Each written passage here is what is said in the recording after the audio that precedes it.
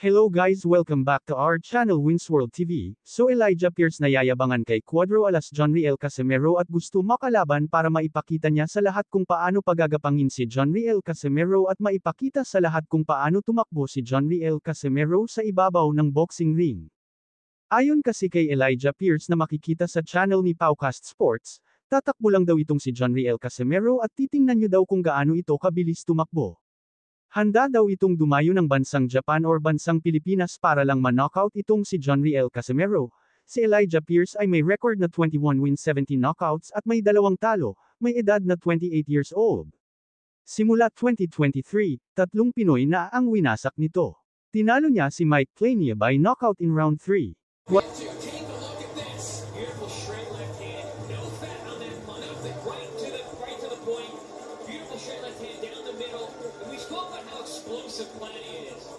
Wala rin binatbat si Arthur Villanueva na pinatumba niya ng round 4.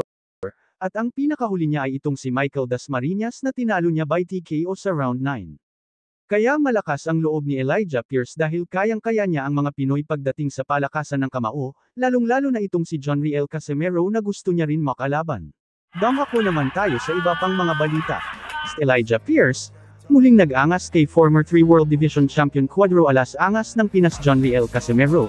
Ayon kay Pierce ay kung magharap man sila ni Jonriel Casimero in the future ay talagang sisiguraduhin daw niya na wawasakin niya ito sa ibabaw ng boxing ring, dahil ang estilo daw umano ni Jonriel Casimero ay basic lang para sa kanya. Makikita natin na sa kasalukuyan na sa number 15 world rank, contender sa WBC Super Bantamweight Division, itong si Elijah Pierce habang si Cuadro Alas angas ng Pinas Jonriel Casimero naman ay number 6 rank fighter naman sa WBC. Kung may kakasama ng labanan Elijah Pierce versus Jonriel Casimero ay tiyak madami ang matutuwa dito, dahil alam naman natin na hinihintay lang ni Jonriel Casimero matapos ang parusa sa kanya ng Japan Boxing Commission na suspendido ito ng 1 taon, at ngayon October taon kasalukuyan ay pwede na ulit siyang lumaban sa bansang Japan. Kaya marami ang nag-aabang at nasa sabik sa laban na ito. Paglabanan nila ang WB o Eliminator Bouts, samantala, talagang wala nang maasahan pa anuman uri ng malalaking tulong mula sa bansang Pilipinas ang ating former 3 World Division Champion Jonriel Casimero. Ayon naman sa ating napag-alaman ay gagawin ang lahat ng Kamida promotion para pagandahin ang boxing career ni former 3 World Division Champion Jonriel Casimero aka Cuadro Alas angas ng Pinas. In short guys, lahat ng pangangailangan ni Jonriel Casimero ay ibibigay lahat ng Kamida promotion sa kanya. Dahil sa tiwala at pagkuha kay Jonriel Casimero ng mga Hapon ay tila isang malaking sampal naman ito sa Philippine boxing. Sa laban Saul Sanchez versus Jonriel Casimero ay isang napakahirap para kay Saul Sanchez ang pinagdaanan sa mga kamay ni Jonriel Casimero. Kung saan ito ay muntikan ng mawala ng buhay dahil sa sobrang lakas ng suntok ni Cuadro Alas Jonriel Casimero, ngunit ganun pa man ay bukas pa rin naman ang posibilidad ng rematch nito kontra Jonriel Casimero. Ang matindi pa dyan ay parihas na parihas ito sa laban ng halimaw ng Japan na si current undisputed and 4 World Division Champion Naoya Inoue, kontra Luis Nery, kung saan ay parihas kaliwa ang tumama sa panganitong si Naoya Inoue. Kaya kung inyong maaalala ang sinabi ni Cuadro Alas na kung siya ang makakatama ng kaliwa kay Naoya Inoue, ay tiyak lilipad din ang ulo nito at hindi na makakabangon pa. Dagdag pa ni Casimero sa kanyang interview ay bakit hinayaan pa ng referee na makalaban sa pangalawang bagsak nito. Bukod dyan ay halos puro solidong mga suntok ang tumama dito kay Saul Sanchez at sa round 1 ay halos mapapatay na ni Cuadro Alas Jonriel Casimero itong si Saul Sanchez. Aminado rin si Saul Sanchez na na-blackout nga daw siya ng ilang segundo. In short, nakatulog siya ng ilang segundo, dahil sa impact ng lakas ng suntok ni Jonriel Casimero. Hindi na rin pinatagal at ito ay nagsalita na rin at may inamin tungkol sa kalaban niya na si Jonriel Casimero. Ayon dito sa post ni Saul Sanchez sa social media Instagram, ay tuloy pa rin ito sa kanyang pangarap at muli itong magsikap at patuloy na mag-aaral, hindi nga daw ito susuko sa kahit anong laban. At pinasasalamatan din ni Saul Sanchez ang lahat ng sumusuporta sa kanya, at binati niya rin si Jonriel Casimero ng congratulations. Ang magandang performance ni Jonriel Casimero ay nangangahulugan na isa pa rin itong halimaw sa ibabaw ng boxing ring at hindi pa ito kumukupas hanggang sa ngayon, kaya abangan na lang natin ang mga susunod na makakalaban ni Cuadro Alas Jonriel Casimero kung sino ito. Dagdag pa sa ating mga balita, current undisputed and 4 World Division Champion Naoya Inoue, aka the Japanese Monster, napahanga at natakot sa kanyang napapanood na laban sa pagitan ni Jonriel Casimero at Saul Sanchez.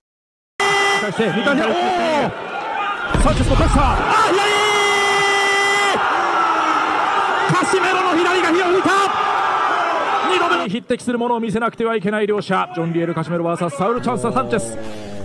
10回戦が始まりました。まずは第1ラウンド、カシメロのコンディションも心配されるんですけれども、さあ、いきなりいった、ふらついた、しかし右を入れた、手をついたか、どうだ、ダウンか、ダウンです。チェスもいいカウンターあったんですよね、後に。いや、さすがカシメロ、攻撃力ありますね。いきなりだ、まだ30秒経っていません。まずはダウンを奪ったのはジョンリエル・カシメロ。なんとかちょっと手を思わずついてしまったというようなことになりました、サンチェス。ただカシメロはかなりかかっています。サンチェスの方はランキング、世界ランキング入りはしているんですけれども、こちらはバンタム級でのランキング入りということで、階級で言いますと岩瀬さん、重いんですよね。そうですね。この辺りはまたこちらのコンディションもどうかというのが気になります。いや、しかしカシメロの方はキレありますね。やはり序盤強いですね、カシメロ。